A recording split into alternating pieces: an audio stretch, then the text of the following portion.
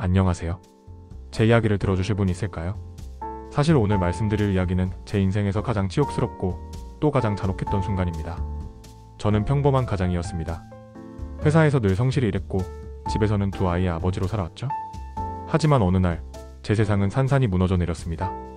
저는 퇴근 후 늘 가족을 생각하며 집으로 돌아갔습니다. 그날도 평소처럼 집에 들어섰는데 분위기가 이상했습니다. 아내의 핸드폰이 거실 탁자 위에 덩그러니 놓여 있었고 화면에는 "오늘 밤도 기다릴게요" 라는 문자가 떠 있었습니다. 순간 심장이 철렁 내려앉더군요. 설마 아니야, 그럴 리가 없어. 저는 스스로를 달래려 했습니다.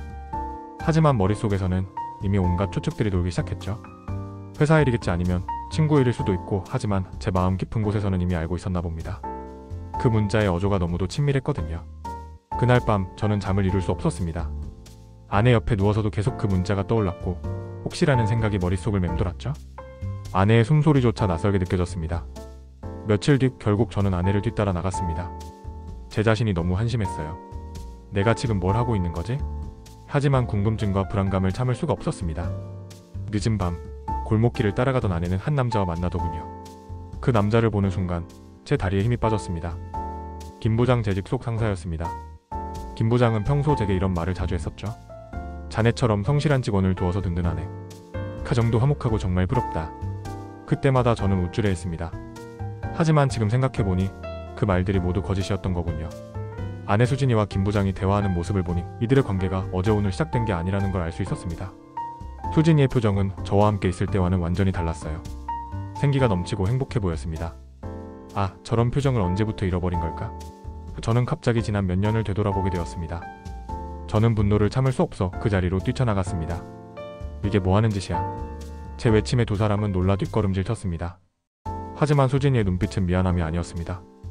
오히려 차갑게 이렇게 말하더군요. 이제 그만 알아버렸네. 사실 난 당신이랑 사는 게 지옥 같았어. 당신은 늘 일 얘기만 하고 집에서도 회사 서류만 들여다보고 언제부터인가 우리 사이에는 대화도 없었잖아. 그 말이 가슴을 후벼 팠지만 동시에 뭔가 깨달았습니다. 제가 가정에 소홀했던 건 사실이었거든요. 승진에만 매달려서 가족과의 시간을 등한시했던 제 자신이 떠올랐습니다. 김 부장이 입을 열었습니다. 미안하네. 하지만 수진 씨가 얼마나 외로워했는지 자네는 모를 거야. 처음엔 그냥 상담만 해주려 했는데. 상담? 저는 어이가 없었습니다. 그게 이런 식으로 상담해주는 거였어요? 수진이가 다시 말했습니다. 김 부장님은 나를 진짜 여자로 봐줘. 당신은 언제부터인가 나를 그냥 애들 엄마, 집안일 하는 사람으로만 봤잖아. 순간 제 마음속에서 분노와 자책감이 동시에 일어났습니다. 내가 잘못한 게 있다고 해서 이런 식으로 배신해도 되는 건가? 그날 밤 김 부장이 저를 찾아왔습니다. 술에 취한 듯 보였지만 눈빛은 차가웠어요. 자네 오늘 일로 소란 피우면 안 돼. 나도 회사에서 입지가 있고 수진 씨도 이혼하고 싶어 하지만 조용히 하고 싶어 해. 조용히요? 제 가정을 망가뜨려 놓고 조용히 하자고요? 그때 김 부장의 표정이 순간 변했습니다. 자네 혹시 작년에 있었던 박대리 사건 기억하나? 불륜 스캔들로 회사에서 소동 벌이다가 결국 사고로 세상을 떠났지. 제 등골이 오싹해졌습니다. 박 대리의 죽음 당시에는 단순 교통사고로 처리됐지만 이상한 점들이 많았거든요. 김 부장이 계속했습니다. 가정이 무너지는 게 싫다면 조용히 입 다물고 있어. 수진 씨와 원만하게 이혼 절차를 밟고 자네도 다른 부서로 조용히 옮겨가는 게 모두에게 좋을 거야. 그렇지 않으면. 그가 제 어깨를 두드리며 말했습니다. 자네 같은 성실한 사람이 불의의 사고를 당한다면 정말 안타까울 거야. 그 순간 저는 깨달았습니다. 이건 단순한 불륜이 아니었습니다. 저를 완전히 제거하려는 치밀한 계획이 이미 시작된 거였습니다. 밤새도록 잠을 이룰 수 없었습니다. 내가 지금까지 믿어왔던 모든 것들이 다 거짓이었단 말인가? 분노와 배신감, 그리고 두려움이 뒤섞인 채로 새벽을 맞았습니다. 하지만 동시에 한 가지 확신이 들었어요. 나는 이대로 당하고만 있을 수는 없다. 여러분, 김 부장의 협박을 받은 그날 밤 이후로 저는 제대로 잠을 잘 수 없었습니다. 매일 출근길이 지옥 같았어요. 사무실에 들어서면 김 부장의 시선이 느껴졌고 동료들과 대화할 때도 혹시 이들도 알고 있는 건 아닐까? 하는 의심이 들었습니다. 집에서도 마찬가지였죠. 수진이와 마주칠 때마다 어색했고 아이들 앞에서도 자연스럽게 행동하기가 힘들었어요. 아빠 왜 요즘 이상해? 맨날 멍하게 있어? 큰아이가 이렇게 묻더군요. 그 순간 가슴이 미어졌습니다. 이 아이들은 아직 아무것도 모르는데 곧 이 모든 게 무너질 텐데. 회상하듯 조용한 음악. 나 그런데 며칠 뒤 더 충격적인 일이 벌어졌습니다. 마이너스 박대리 사건의 진실. 회사 화장실에서 우연히 들은 대화였어요. 야, 너 박 대리 사건 진짜 교통사고였다고 생각해? 글쎄 그때 김 부장이랑 박 대리가 엄청 싸웠다던데. 이 맞아? 박 대리가 김 부장 뭔가 잡고 있었다는 소문도 있었잖아. 제 심장이 쿵쾅거리기 시작했습니다. 설마 김 부장이 정말로? 나 그날 저녁 저는 박 대리의 아내를 찾아갔습니다. 박 대리 아내는 여전히 상심이 깊어 보였어요. 하지만 제가 남편의 죽음에 대해 묻자 갑자기 표정이 어두워지더군요. 사실 우리 남편이 죽기 며칠 전에 이상한 말을 했어요. 무슨 말씀이세요? 김 부장이 회사 돈을 빼돌리고 있다는 증거를 찾았다고. 그걸로 김 부장을 고발하겠다고 했어요. 제 온몸에 소름이 돋았습니다. 그런데 그 다음날 교통사고로 그녀의 목소리가 떨리고 있었어요. 경찰은 단순 사고라고 했지만 저는 아직도 의심스러워요. 우리 남편은 운전을 정말 조심스럽게 했거든요. 또 마이너스 위험한 조사. 나 집에 돌아와서 곰곰 생각해보니 모든 퍼즐이 맞춰지기 시작했습니다. 김 부장의 횡령, 박 대리의 고발 시도, 그리고 의문스러운 교통사고, 그리고 지금 제 아내와의 불륜까지. 혹시 수진이도 이 모든 걸 알고 있는 건 아닐까? 그날 밤 수진이가 잠든 사이 저는 그녀의 핸드폰을 확인해봤습니다. 그리고 충격적인 문자들을 발견했죠. 박 대리 일처럼 처리하면 안 돼.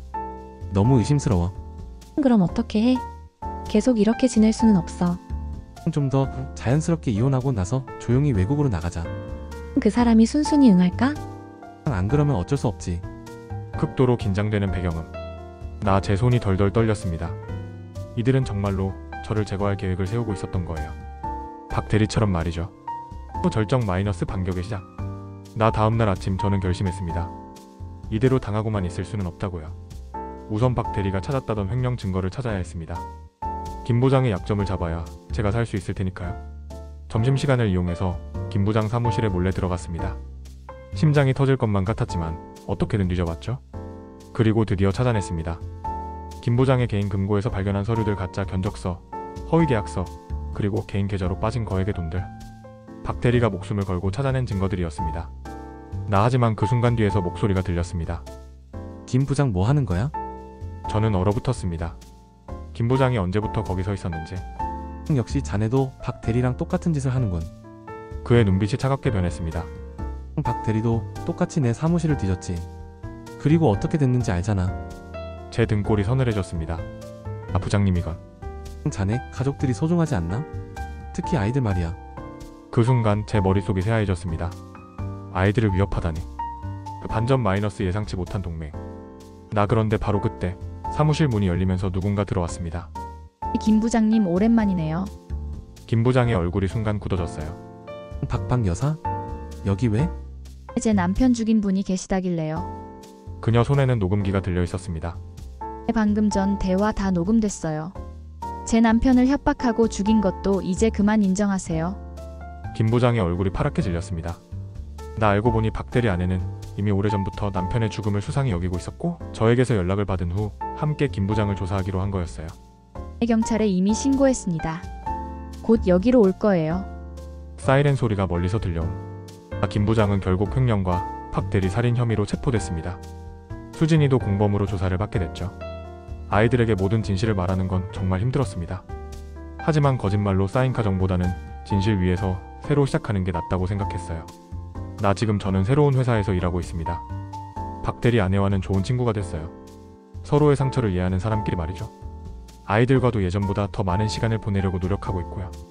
물론 쉽지 않습니다. 하지만 적어도 더 이상 거짓말 속에서 살지는 않아요. 때로는 인생이 완전히 무너져야 진짜 소중한 걸 깨닫게 되는 것 같습니다. 여러분도 주변 사람들을 소중히 여기세요. 그리고 진실은 언젠가 반드시 밝혀진다는 걸 기억해주세요. 주인공 여러분, 김 부장이 체포되고 6개월이 지났습니다. 겉으로 보기엔 모든 게 해결된 것 같았어요. 새 회사에서 일도 잘 풀리고 아이들과도 많은 시간을 보내며 진짜 아버지가 되려고 노력했습니다. 하지만 뭔가 이상했어요. 수진이가 구속수사를 받긴 했지만 증거 부족으로 곧 풀려났거든요. 공범이라는 확실한 증거가 없었던 거죠. 그리고 더 이상하게 느껴진 건 수진이의 태도였습니다. 예상과 달리 그녀는 이혼 절차를 밟으려 하지 않더군요. 오히려 여보, 우리 다시 시작하면 안 될까? 내가 정말 잘못했어. 김 부장한테 속았던 거야. 눈물을 흘리며 용서를 구하더군요. 솔직히 말씀드리면 흔들렸습니다. 십몇 년을 함께 산 아내니까요. 그리고 아이들을 생각하면 정말 다시 시작할 수 있을까? 라는 생각도 들었어요. 하지만 뭔가 석연치 않은 느낌이 계속 들었습니다. 회상하듯 조용한 피아노 선율, 전개 마이너스 새로운 의욕. 나 그러던 어느 날 박대리 아내 현재는 박 여사라고 부르죠. 그녀에게서 연락이 왔습니다. 박 여사 혹시 시간 있으세요? 급하게 만나서 얘기할 게 있어요. 만나서 들은 얘기는 충격적이었습니다. 박 여사 김 부장 재판 때 알게 된 건데요. 횡령한 돈이 전부 회수되지 않았대요. 거의 20억 원이 사라진 상태라고. 나 20억이요? 네. 그리고 그 돈이 어디로 갔는지 김 부장은 끝까지 입을 다물고 있어요. 그 순간 제 머릿속에 번개가 치는 것 같았습니다. 나 혹시 수진이가 아직도 뭔가 숨기고 있는 건 아닐까요? 그것만이 아니에요. 김 부장 변호사가 누군지 아세요? 누구요? 이상민 변호사. 이 사람 알고 보니까 수진 씨 대학 동창이더라고요. 제 온몸에 소름이 돋았습니다. 긴장감 상승 마이너스 충격적 발견. 나 집에 돌아와서 효진이를 관찰해보기 시작했습니다. 겉으로는 반성하는 모습이지만 뭔가 어색한 점들이 보이더군요. 특히 이상한 건 최근에 수진이가 자주 외출한다는 거였어요. 마트 간다, 친구 만난다 하면서 말이죠. 나 그러던 중 결정적인 순간이 왔습니다. 수진이가 샤워하는 동안 우연히 그녀 가방에서 떨어진 종이를 봤는데 부동산 계약서였어요. 강남의 고급 오피스텔 계약서. 그것도 전액 현금으로 계약한. 계약자 명의는 김수진. 나 순간 머리가 띵해졌습니다. 20억 원의 행방불명된 돈, 그리고 강남 오피스텔 전액 현금 구매. 모든 게 연결되기 시작했어요. 극도로 긴장되는 배경음. 나 그날 밤 수진이가 잠든 사이 저는 그녀의 핸드폰을 다시 확인해봤습니다. 대부분 메시지는 삭제되어 있었지만 하나 놓친 게 있더군요. 돈은 안전한 곳으로 옮겼으니 걱정 마. 김 부장은 절대 입 열지 않을 거야. 정말 괜찮을까? 혹시 들킬까봐 무서워. 지금처럼만 하면 돼.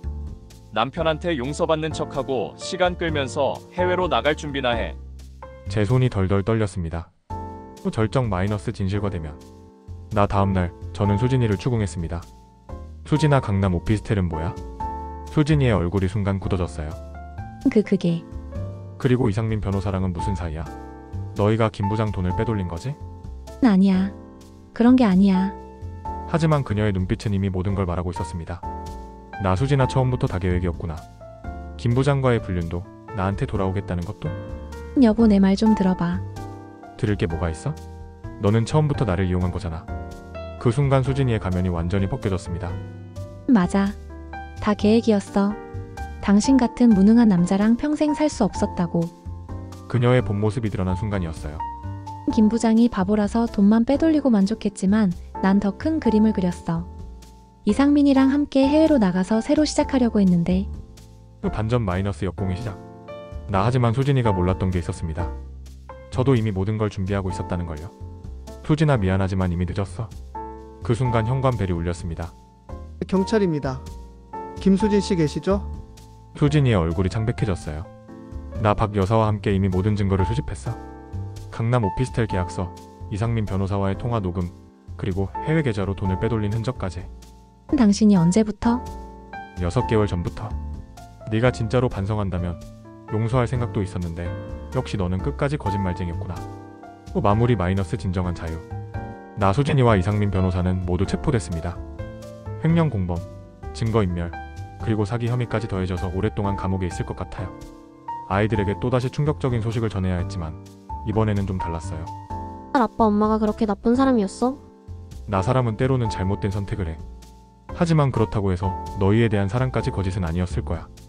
거짓말일 수도 있지만 아이들에게는 그렇게 말해주고 싶었어요. 따뜻하고 희망적인 배경음. 나 지금 저는 진짜 자유를 느끼고 있습니다. 더 이상 거짓말과 배신에 시달리지 않아도 되고 진짜 저 자신으로 살 수 있게 됐거든요. 박 여사와는 좋은 사이로 발전하고 있어요. 서로 상처받은 사람끼리 천천히 치유해가면서 말이죠. 아이들도 처음엔 힘들어했지만 지금은 오히려 더 솔직하고 따뜻한 가정이 됐다고 해요. 나 여러분, 때로는 인생이 완전히 무너져 내려야 진짜 중요한 걸 깨달을 수 있는 것 같습니다. 진실은 언젠가 반드시 밝혀지고 거짓말로는 절대 행복해질 수 없다는 걸요. 그리고 가장 소중한 건 결국 진실된 관계라는 것도 말이에요.